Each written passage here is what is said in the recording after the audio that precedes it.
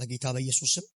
እንግዲህ እንደሚታወቀው ሶሻል ሚዲያ ላይም አንዳንድ ትምህርቶች አሉ። ሰሞኑ እዛ ላይ ሪፊት ማድረግ ይኖርብናል። ፕላስ ኦፍ ደግሞ እንግዲህ ሁሉም ሰዎች አሁን በዚህ ጊዜ የማህበራዊ ሚዲያ ተጠቃሚ ናቸው። ዩቲዩብ፣ ቲክቶክ ላይ ሰዎች ያያሉ። ስለዚህ ሰሞኑ ትልቅ ነገሮች የተነሱ ነው። ስለ መሰዊያ የሚባል ከዛ ደግሞ የማርያም ዘላለማዊ ድንግልና የሚል ሀሳብ ከዛ የውሃ ጥምቀትና የጌታ እራት የሚሉ ቶፒኮች ላይ በጣም ትልቅ ኢሹ ሆኖ እናያለን። ስለዚህ የወንጌል አማኞች ማለትም ሜንላይን ቸርቾች የሚያምኑትና የኛም አቋምና እምነት የሆነውን ዛሬ ተወሰነ እናያለን ማለት ነው። ኢየሱስ ጌታ ነው፣ ጌታ ያድናል።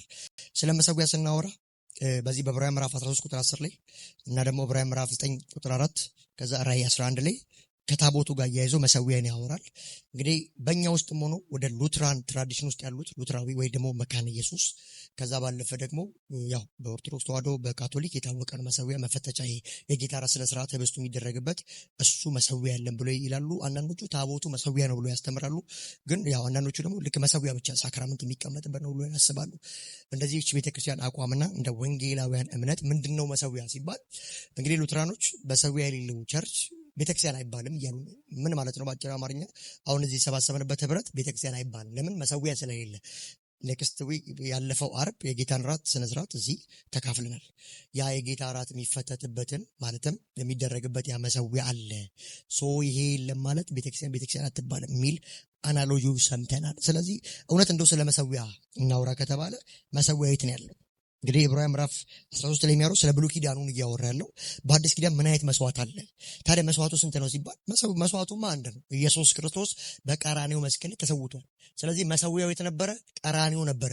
የተሰዋውስ ማን ነው ሲባል ክርስቶስ ኢየሱስ ተሰውቶልናል። ከዛ ባለፈ መሰዊያ ብሎ ክሌም የተደረገ ምንም አይነት ነገር አይገኝም ማለት ነው። ስለዚህ ምንድነው እንደ ዲባንክም ወደ ማድረግ ነው የምንመጣው። ለምን? መሰዊያ የሌላት አልተር የሌላት ቤተክርስቲያን አትባልም ነው። ስለዚህ አልተር ራሱ ምንድነው ብለን ስናወራ እንግዲህ ሚዲያ ስለምትጠቀሙ ሰሞኑ ያለ ኢሹ ስለሆነ መሰዊያ የሌለበት ቤተክርስቲያን ይሄ ማለት ሙሉ ወንጌል፣ ቃለ ሕይወት፣ ሌሎቹም ሜንላይን ቸርቾች ገነት፣ ሕይወት፣ ብርሃን ይሄ ነገር የለም የሚታወቅ።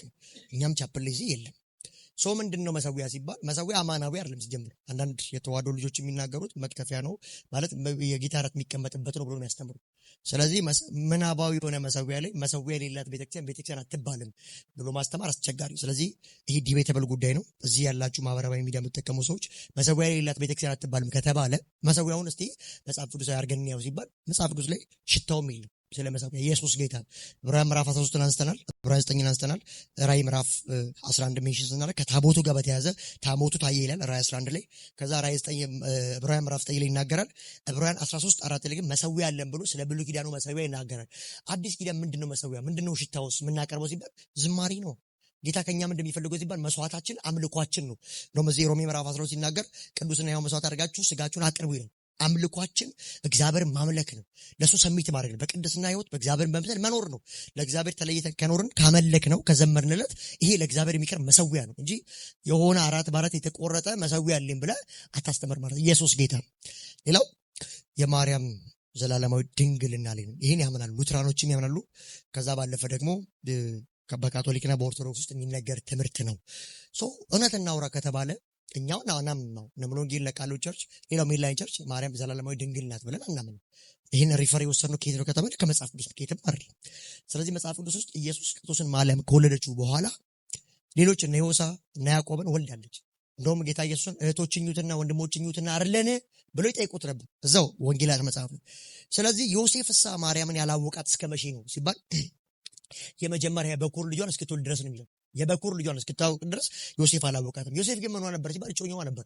አንድ አይሁዳዊ ናት፣ ግን እግዚአብሔር የመረጣት ብጽዕት የተባለች ማለትም ንጽሕት የሆነች ድንግል የሆነች ናት። ከሴቶች ሁሉ የተለየች ናት። ባይዘው ከሴቶች ሁሉ ምንም ይለያ ከተባለ በጣም ነው የምንወዳት፣ በጣም ነው የምናከብራት። ግን መጽሐፍ ቅዱስ ማሰጣትን ክፍል አንስታትም። በዚህ አጋጣሚ መጽሐፍ ቅዱስ በሉቃስ ወንጌል ምዕራፍ 2 ላይ የሚናገራትን ግን ናት። እሷ ትውልድ ሁሉ ብዙ ይሉኛል ብላለች። አዎ ብጽዕት እንላታለን። ድንግል ናት። አዎ ድንግል ናት። መጽሐፍ ቅዱስ ስለሷ የተናገረው መልካም ነገር ሁሉ ጴንጤዎች ይቀበላሉ። ግን መጽሐፍ ቅዱስ ላይ ማርያም ትማልዳለች የሚል የለም። እማይለውን አንቀበልም ማለት። ስለዚህ እኛን የማርያም ጠላት አድርጎ የማቅረብ ጉዳይ አለ። ድንግል ማርያም ማለት የጌታችን የኢየሱስ ክርስቶስ እናት ናት። ኢየሱስ ክርስቶስ ፍጹም አምላክ ፍጹም ሰው ነው። ስለዚህ መለኮት ዲቫይን ቢንግ ከዛ ስፒሪት ቢንግ ነው።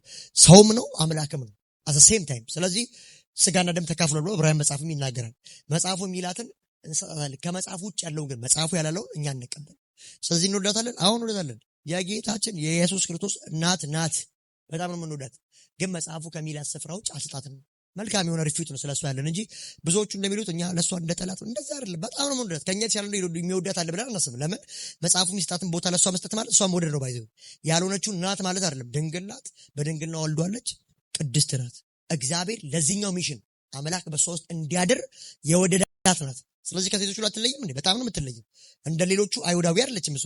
ብዙዎች እኮ በዛ ጊዜ ብዙ ሴቶች ነበሩ እኮ። ከዛ መካከል ግን ለምን ተለየች? እግዚአብሔር ሰሌክት ስላደረጋት ኢየሱስ ጌታ። ስለዚህ እናከብራታለን። ታዲያ ከዛስ በኋላ ዘላለማዊ ድንግል ናት የሚለው ደህንነታችን ላይ የሚጨምረው የሚቀንሰው ነገር የለም። ግን እንደ ትምህርት እናውራው ከተባለ ከዛ በኋላ ወንድሞችና እህቶች ነበሩት። እንደውም ይሄ ያናጺው ልጅ አይደለም ዮሴፍ፣ ከዛ ባለፈ ወንድሞቹስ እኚህ አይደሉም፣ እህቶቹስ እነሱ አይደሉም ብለው ሲሉ ታያላችሁ ፈሪሳውያን። ስለዚህ ከዛ በኋላ ዮሴፍና ማርያም ምን አደረገሉ ማለት ልጆች ወልደዋል። እንደውም ያዕቆብ መልእክት ዛሬ የምናጠናው ምዕራፍ 5 ነው። ያዕቆብ መጽሐፍ የጻፈልን የጌታ የኢየሱስ ክርስቶስ ወንድም ነው። ጌታ በነበረ ሰዓት አያምንበትም ነበር። ጌታ ከሞት ከተነሳ ካረገ በኋላ በክርስቶስ ያመነ ነው። ወንድሙ ራሱ ቤተሰቦቹ አይቀበሉትም ነበር ኢየሱስ ጌታ። እሷም የተናገራት የተስፋ ቃል ትጠባበቀው ነበር ይላል። እሱ ለኃጢአት ሁሉ ስርየት የሚሆን ለዓለም ድል የሚያነሳ ዲያብሎስን የሚያሸነፈ እንደሆነ ተነግሯል ነበር በመልአኩ ገብርኤል ማለት ነው። ስለዚህ ዘላለማዊ ድንግል ናት የሚለው እንግዲህ ከመጽሐፍ ቅዱስ የራቀ ነው። ግን ጌታ ኢየሱስን ከመውለዷ በፊት በድንግልናዋ ወልዳለች። ከዛ በኋላ ግን ወንድሞችና እህቶች ጣሉ ከተባለ ከየት መጡ የሚል ጥያቄ እናነሳ። ሌላው የውሃ ጥምቀት ነው። የውሃ ጥምቀት በጣም አጠር ያለ ሪፊቲንግ ነው ማድረገው። ዛሬ ወደ ያዕቆብ ምዕራፍ 5 ነው የምንሄደው። የውሃ ጥምቀት የኃጢአት ስርየት ይሰጣል ተብሎ ይታሰባል። በመጀመሪያዎቹ በቸርች ፋዘርስ ኤርሊ የነበሩ አባቶችም የተወሰኑት የውሃ ጥምቀት የኃጢአት ይቅርታን ያስገኛል ብሎ ያምኑ ነበር። የተወሰኑ ደግሞ አይ የውሃ ጥምቀት አያስገኝም ብሎ ያምናሉ። በዘመናት መካከል በዚህ 2000 ዓመት ውስጥ ማለት ነው። ስለዚህ የእግዚአብሔር ቃል ግን ምን ይላል ሲል ብዙ ጊዜ የሚነሳው የውሃ ጥምቀት ላይ አንደኛ ዮሐንስ ወንጌል ምዕራፍ 3 ቁጥር 5 ነው። ዳግመኛ ለመወለድ ከውሃና ከመንፈስ መወለድ አለበት ይላል። ስለዚህ ከመንፈስና ከውሃ ሲል ውሃ ሚለው ብሎ የሚፈቱት እነዛ አባቶች የፈቱት ዛሬም ሌሎች ሃይማኖቶች የሚቀበሉት ይሄ ውሃ ነው ኤችቶ ውሃ ነው ብሎ ያምናሉ። ውሃን ግን የመጀመሪያ ፍቺ የምናደርገው ሊትራል ፍቺ ሳይሆን ቀጥታ ቃሉ ላይ ከቆምን ውሃ የሚመስለው ይሄ ግን የመጀመሪያው ፍቺ በመጽሐፍ ቅዱስ እንዴት ነው የምንፈታው ሲባል ቃሉን የእግዚአብሔር ቃል መልሶ የሚፈታው ኢየሱስ ጌታ ነው። እዚህ የዮሐንስ ወንጌል ምዕራፍ 3ን መጽሐፍ ቅዱስ ሲፈታው እንደዚህ ይላል። ላሳችሁ ዮሐንስ ወንጌል ምዕራፍ 3ን ብቻ ላሳያችሁ። ኤፌሶን ምዕራፍ 5 ቁጥር 26 ላይ እንደሚል ቃል ራሱ ውሃ የሚለው ምንድነው የሚለው ለመረዳት ስትፈልግ ኤፌሶን ምዕራፍ 5 ቁጥር 26 ላይ እንደዚህ ይላል። በቃሉ አማካይነት በውሃ አጥቦ በማንጻት እንድትቀደስ ይላል። ቤተክርስቲያንን በቃሉ አማካይነት በውሃ አጥቦ እንድትቀደስ። ውሃ የሚለውን ኤፌሶን ምዕራፍ 5 እንዴት እየፈታው ነው? በቃሉ አማካይነት በውሃ አጥቦ ይላል። ታዲያ ኤፌሶን ዮሐንስ ወንጌል ምዕራፍ 3 ቁጥር 5 ከመንፈስና ከውሃ የሚለው ራሱ የእግዚአብሔር ቃል ሲፈታ ምን እያለ ነው? ሰዎች ዳግም የሚወለዱት በቃሉ ነው፣ በተሰራው በጸጋው በክርስቶስ ሞትና ትንሣኤ ነው በኤችቶ ውሃ ነው የሚለው በጣም የሚያስወራን ጉዳይ ነው።